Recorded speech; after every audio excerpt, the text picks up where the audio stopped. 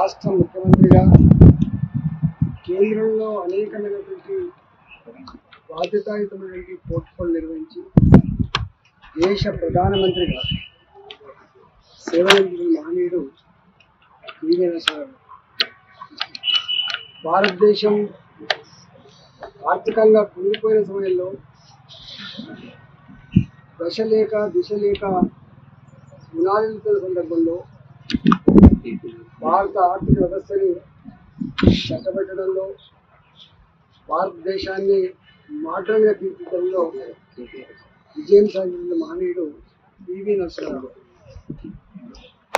PV Narasimha Rao గారిని Congress party మర్చిపోయిందని, సముచిత స్థానం కలిగించలేదని, చివరికి ఆయన డెడ్ బాడీని కూడా ఢిల్లీలో ఖననం చేయకుండా విమర్శించని చెప్పి విమర్శించి కేసీఆర్ టీవీ మన టీవీ, తెలుగు తేజమని, తెలుగు జాతి గర్వించదగ్గ బిడ్డ అని చెప్పి ఏదైతే చెప్పిందో, ఇవాళ వారి వర్గానికి సభకి టీఆర్ఎస్ పార్టీ కనీసం నివాళులు అర్పించకపోవడం అంటే ఎంత గౌరవం ఉందో టీవీ పట్ల దీన్ని బట్టి మనకు అర్థమవుతుంది.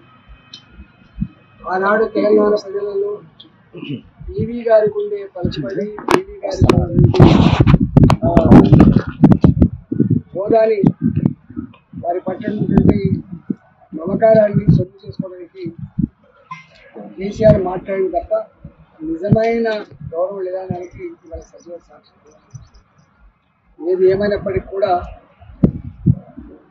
దేశమే గర్వించదగ్గ బిడ్డ, తెలుగు ప్రజలు గౌరవంగా గల్లగిరేసి చెప్పిన బిడ్డ పివి నరసింహారావు.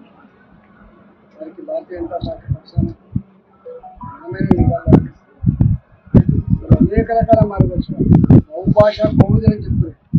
మానంకొండ పార్లమెంట్లో వారు పోటీ చేసినప్పుడు అష్టభాష అంటే 8 భాషలలో చెప్పగలిగేటువంటి, అనర్గళంగా మాట్లాడేటువంటి మహామేధావి.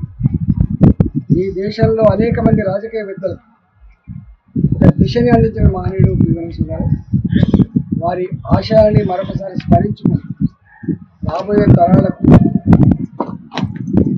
అందించడమే నిజమైన నివాళిగా భావిస్తూ వారిని స్మరించుకుంటూ వారికి నివాళులు అర్పిస్తారు.